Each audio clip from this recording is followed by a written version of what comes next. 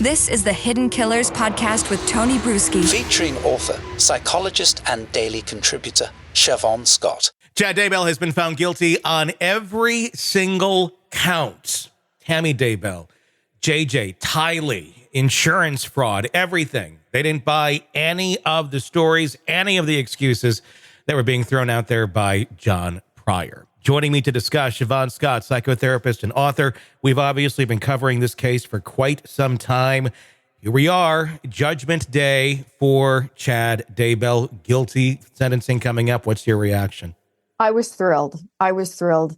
It needed to happen. I'm glad it's done. It was, traumatic from the time we were all looking for those children and wondering what happened to them. And then the bizarre, playing out of Lori's trial and all the weird stuff. It's like it's done. And other than the sentencing, it's done. And the right thing. I think it was the right thing. I'm pleased. I agree. Obviously, there's another Lori trial coming up here in August, I believe, is the start date on that. That will be interesting to see exactly what happens.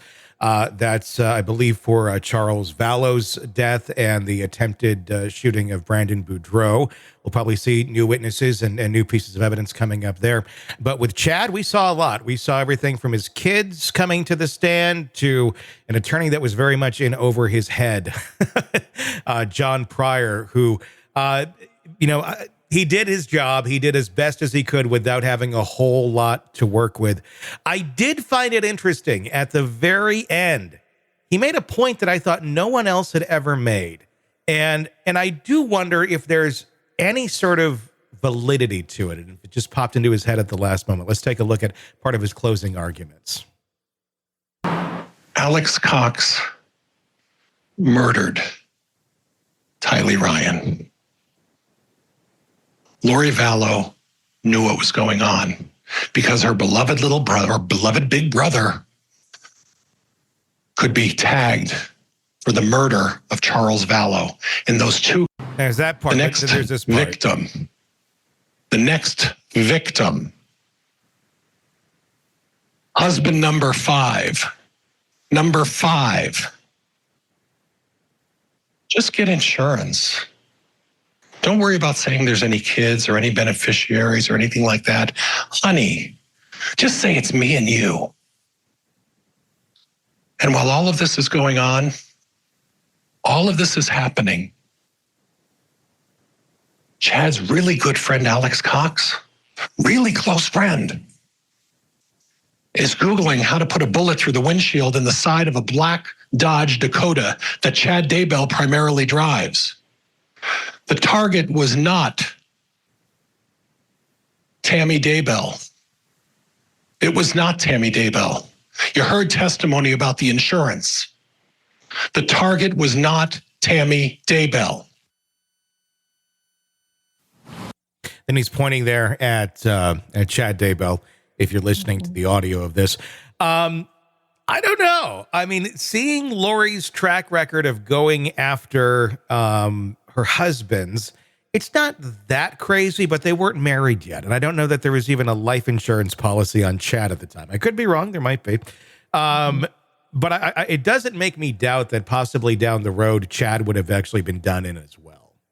Would they all have tried to do in each other, right? Yeah. I mean, you had this incredible synergy of these really, ruthless people under this religious guise who would go to any lengths to get what they wanted. And so might Chad have eventually turned on Lori? Maybe, newer, better wife comes along at some point. Might Lori have eventually turned on Chad? More insurance money? Sure, any of that conjecture is possible.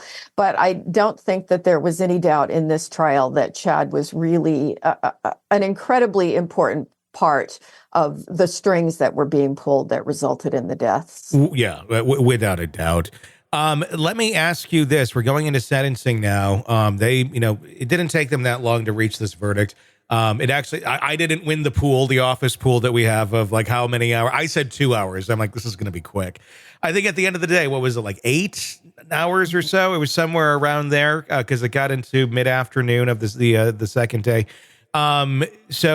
But again, not all that long to come to the decision on 3 separate murders and insurance fraud. With a decision that comes that quick, do you think the jury's going to be that quick with their decision on whether or not he should be put to death or life in prison? My guess is that's going to be even quicker because they have obviously been thinking about that. There's no way they couldn't have been pondering which way they're leaning. And I think it'll be quick as well. Is that a difficult decision to make for a juror? I mean, I suppose it's a very personal thing, obviously, but I wonder how tough that is to make on someone, I mean, like Chad Daybell. I think for many of us who tend to be analytical thinkers and put lots of energy into moral issues and, my gosh, the pros and cons, I think it would be difficult for many people, but probably not for the majority of people. I think if you go out and do a general survey, people are either pretty clear up front, no, I completely oppose the death penalty, or yeah, I'm in favor of the death penalty. You know, people tend to be kind of black and white on that issue. So my guess is it will be a pretty quick decision for these people. Yeah, it will be an interesting one to watch. By the time this drops, the decision may have already been made, but it's been very fascinating to see the defense of Chad Daybell. I mean, the lack thereof, really. I mean, but again, what are you going to defend him with? The few witnesses that he had failed miserably on the stand.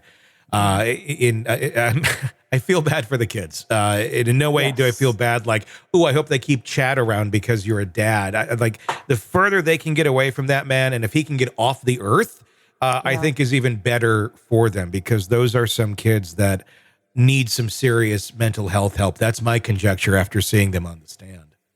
Yeah, it's really a big concern. And I'm just so glad that, you know, they were caught, because this could have gone on longer. And in a way, I look at them as a form of visionary serial killers. You know, they had no problem killing one after another, anybody who was getting in the way of their vision. And they were on this mission from God, and there would have been more people killed. Yeah, and you got to hope that the vision stops with Chad and Lori. But that's a good question. That's something I've heard brought up before, of saying that this is not necessarily as isolated as we think, with spinoffs of the Mormon faith. And in the Mormon faith, they want nothing to do with Chad and Lori. They say they weren't us. They weren't. But again, it's a dropping off point at some point where they left that faith and kind of created their own.